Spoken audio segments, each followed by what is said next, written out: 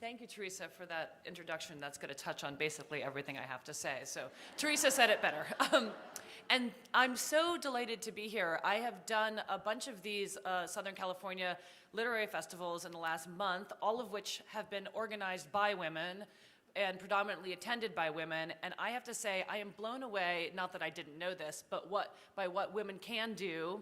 And I wish the rest of the world knew exactly how wonderful each of these festivals were, and I wish women had taken over a lot earlier, because this is phenomenal.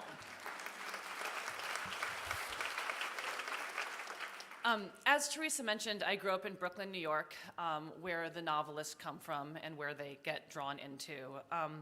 But for some reason, I decided to set my first novel in Las Vegas, a place I'd been to once. This was a huge mistake. I had no idea what I was doing. I also grew up in a very literary family, but for some reason, when I began to write the book that would become The Art of Disappearing, it seemed as if I'd never read a book before.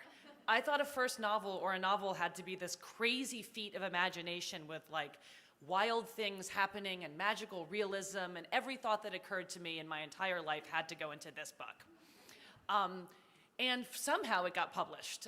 It is a book in which I wrote about things I knew nothing about, like fabric design and, magic. And, it didn't make a lot of sense, and it wasn't successful by any stretch of the imagination, but I love it because it's a weird representation. It's like having a CAT scan of my brain at 26 years old, which I can't wait for my daughter to read it. I'll be like, this is what your mom was like. She's kind of a mess. The book was published. My agent said, maybe you don't want to publish this, you have a choice. I thought, well, why would anyone not publish a book? I'm never to get to do it again. Nothing happened. There was a dead silence from the world about The Art of Disappearing. It did not set the world on fire, and I had to start over. Like any good novelist, I had no idea what to do for a next book, so I called my mother. And she said, well, why don't you write about what's going on outside your window? Which I took to heart for whatever reason. So I looked out the window, and I was currently living back in Brooklyn in an isolated neighborhood called Red Hook, which is cut off from the rest of Brooklyn by the Brooklyn-Queens Expressway, thanks to Robert Moses, who decided to ghettoize Red Hook, making it impossible to get in and out. There's no public transportation except for one bus. So I looked outside the window, and across the street was the bar I spent all my time hanging out in. And for this one time, I wasn't at the bar, I was at my desk. And I saw a bunch of people I knew sitting outside smoking, drinking, misbehaving, and I started to write. I wrote about the people in the bar, and then I wrote a story that expanded deeper into the community. I wrote about two young girls growing up in Brooklyn, sort of reflection of my childhood, but set later on. And I finished the book, and I thought I had my answer. I was going to be the new Jonathan Lethem, the new Paul Auster. I was going to be one of these hard-edged, predominantly male Brooklyn novelists who feel compelled to write about Brooklyn. I'd made my contribution, and this was going to happen for me. And I sold the book very quickly, and about a couple months later, my editor, who's Southern, she sent me a cover. And I looked at it, and I thought, well, it's rather dark. Why is the cover so dark? And she said, well, hold on. What do you think about this cover? Just try to imagine it with a big old quote from Dennis Lehane on it. And I thought, why the hell would Dennis Lehane blurb my book? And I asked her. And she said, well, honey, you wrote a mystery. This was news to me. I didn't tell her what I thought I'd written. Which was, the female Jonathan Lethem exploration of, drunk people in Brooklyn. She said, well, what do you think you wrote? Two girls go missing on the first page. You find out what happens on the last page. And all my dreams of winning the National Book Award flew out the window at that moment. But I had one question, which was, will it be sold in airports? It's incredibly important to me at that point to salvage something. And it turns out mysteries do get sold in airports. It's very exciting. That's my measure of success, is seeing my book in Newark. So it was, maybe mislabeled a mystery, and I ran with it. Because what I realized is the community of mystery authors is fantastic. Most of the exciting writing in the mystery crime genre is being done by women right now. It is so exciting to be part of this world. I met women I'd never, people are writing, much more positive crime novels where like women are no longer just victims. They have agency, and the people I met are just some of the most kindest, less competitive authors, and it's such a welcoming world. And I was really thrilled to be part of it. But the problem is, if you write a mystery, you probably should write another one. And my editor told me this. She said, well, maybe you could have something mysterious happen. And I said, well, this is a problem because I really don't know how to write a mystery. It was a total fluke the first time. She said, well, maybe you could make someone disappear. And I thought, well, okay, so in The Art of Disappearing, someone disappears. In Visitation Street, someone disappears. Like hell is someone to disappear at the start of my new book. So I didn't really know what to do. And while Visitation Street was coming out, I'd moved to Los Angeles from Brooklyn, which is difficult for me as a writer because I feel compelled after that horrible experience writing about Las Vegas, a place I didn't know, to write about the place where I live. And writing about Brooklyn came very naturally to me because I'd grown up there. Writing about Los Angeles is a really different kettle of fish. There used to be in the LA Weekly a March Madness bracket about Los Angeles writers, like who got LA better? Is it Walter Mosley or Joan Didion? Is it Michael Connelly or, Nathaniel West? And then people would vote and the better writer would move on, who got Los Angeles. And I thought, well, that's just horrible. I don't want to be on that chart losing, I'm an ex-professional athlete, so losing in any sort of bracket formation is highly unacceptable. So I didn't really know what to do because I knew I had to write about where I was. And the world does have enough books about Brooklyn, please. Maybe I'll move back and write another one, but I wasn't going to go back to that well too quickly. LA was weird, you all know that. I don't need to tell you. It is great and unknowable, and it doesn't have a set locus, it doesn't have a center. And coming from Brooklyn, where you sort of are with people in the community all the time, you're on the subway, you're on the street, you're walking, I just couldn't quite find my place in LA. And I realized, the one commonality in LA, the one thing that doesn't discriminate by race, gender, class, age, is traffic. Everyone sits in traffic, no matter what.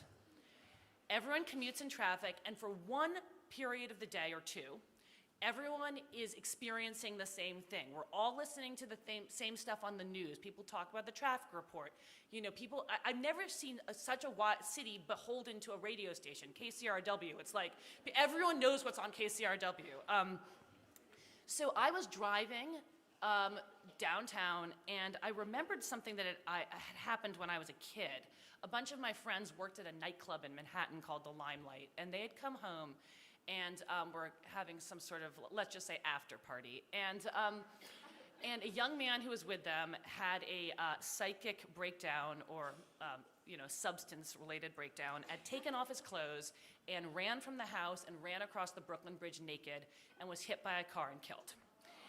And I heard this story two ways. I got to school, and my friends told me what had happened, and they were very upset. But I'd also heard it earlier in the day from some sort of older women at my athletic club who had been jogging across the Brooklyn Bridge and had witnessed this accident. And they were horrified. This drug addict had run across the bridge, and it was this huge disgrace, and it was just, how horrible. But they weren't sad. They were horrified. And my friends were sad. So I became interested in how an event can transform based on who's witnessing it. And what a better place to see. This guy had moved across Brooklyn from this apartment across through really nice Brooklyn Heights and onto the bridge. So I was sitting in traffic one day, and I thought, well, what if someone naked was running along this freeway? That event would be translated as the news rippled across from car to car to car, then to the radio, then to the news helicopters. How would that event transform as it is spread across the city? So I had the opening to my book, and he disappears. So then I'd satisfied the crime element. I had nothing else. I don't outline anything. And many calls to my parents later, many tears. They're like, just figure it out yourself this time. And my mom said again, well, what's going on outside your window? And I thought, oh, this again? Okay. Well, I had moved to the Arts District, which is, if you know the geography of downtown LA, there's downtown LA, and then Skid Row, and then the Arts District, moving west to east. And I still played squash all the time, and my squash club is in downtown. So I would go from my apartment to downtown LA at once or twice a day. And often I took my bike, and sometimes mostly I drove though. And I would commute straight through Skid Row at least twice a day. And I'd drive up 7th Street and back on 6th Street. And, you know, at first Skid Row appeared to me to be a chaotic collection of tents and people falling down on the street, passing out, unable to help themselves. It seemed dirty. Well, it is dirty. But it just seemed chaotic and more like a refugee camp than, you know, any sort of social organization. But as I began to spend more time looking, I noticed there was a method to the madness.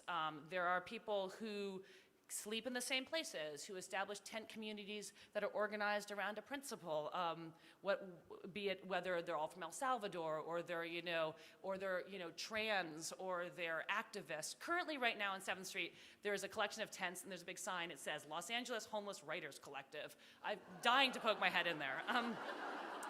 So one day I had come home, my husband had started a job. It was like the first time I was home alone since we got married or whatever, because we both worked at home. I was so excited. And, it was like the best thing ever. He told me he used to be at work till midnight. So he works in TV. I opened a bottle of wine, I probably drank the whole thing, and I watched a documentary on Skid Row. And this bottle of wine emboldened me to email this email at the end to get involved. And I had it's this Dutch courage. I was super excited, and then in the morning kind of ugh, that was a bad idea. But they had responded. So, and I had an email saying, will you come down to Skid Row and teach creative writing? And I thought, oh God, I better do that. I think that would be really bad karma if I didn't follow up. So I went, and I met, the place that I'd emailed was called LAMP, which stands for Los Angeles Men's Project. And they've changed the name to The People Concern. And I started to teach creative writing there almost immediately at the LAMP Art Studio, which is now called Studio 526. So I was nervous, I had no idea what to expect. And I walked into the class, and I didn't think I was in the right place. The people I met, they didn't look homeless. I had such a traditional view of what homelessness looked like. A lot of what you see on the street are the people who either have chosen to live on the street, which a lot of people do because society has let them down, or they are unable to figure out the paperwork to get housed, or they like the action out there. There are people who like the chaos. But the people in my class were not entirely like that. Some of them did live on the street, some lived in their cars, but many of them had been housed or gotten housing in the SRO hotels or low-income housing or emergency shelter. Many of them are older, 50 to 70, often college educated.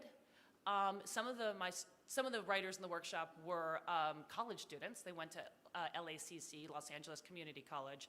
That was difficult to confront. But they were all literate and willing to write, even if English wasn't their first language. And I had to quickly reconfigure what my thinking was on homelessness. And suddenly I realized that, homelessness isn't, when you're in Skid Row, you see one face of it, which is predominantly African-American men who tend to sort of occupy more of the space on the street. There's a huge push to get women and children off the street. And so people have this sort of, very, and often people on the streets are on drugs and or mentally ill. And a lot of the people I work with are on drugs and mentally ill, but have figured out a way to to get help or to create or to do whatever sort of therapy they need.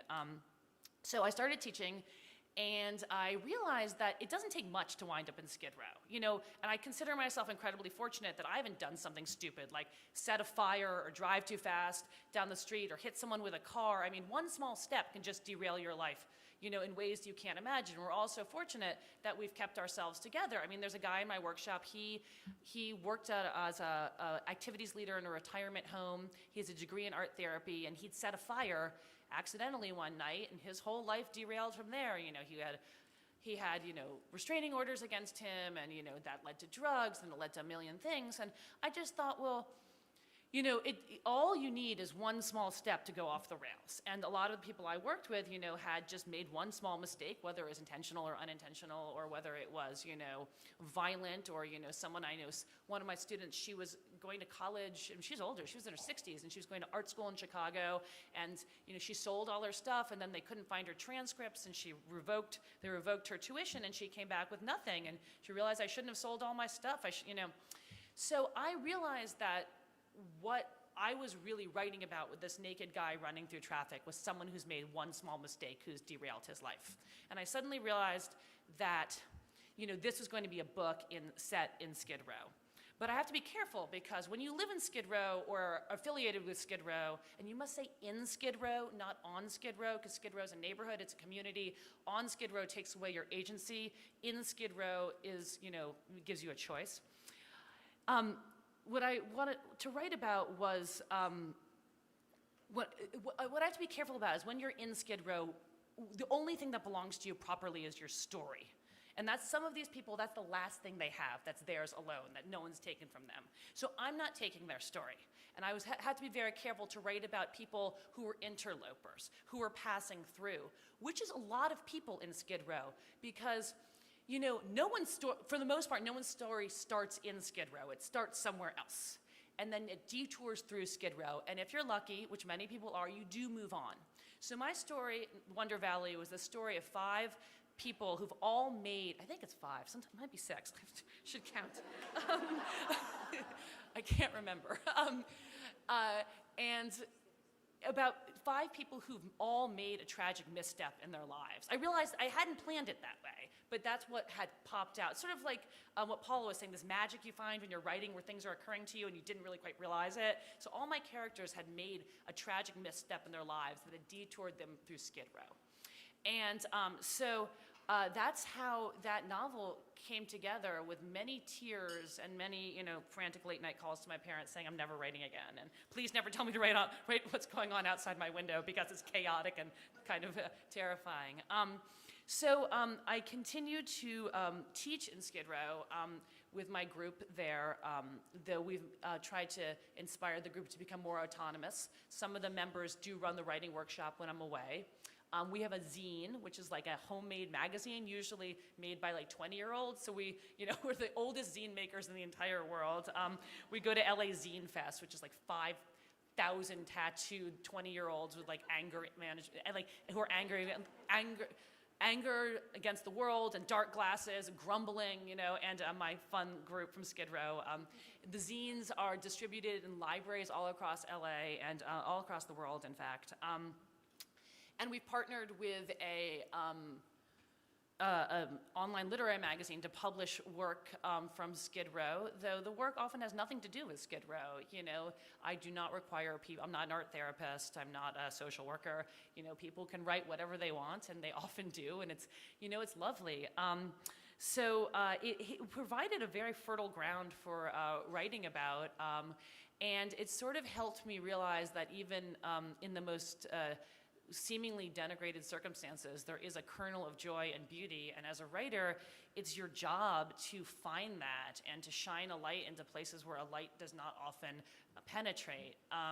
And Skid Row is definitely one of those places now, so more than ever. It is a place where there is joy and beauty, where there's art and creativity among the sort of visible desperation, where people do really help each other out, where you'll see an ad hoc barber shop on the street, or people getting married in Gladys Park and having a real wedding, and how this community shines despite all of the attempts to curtail it.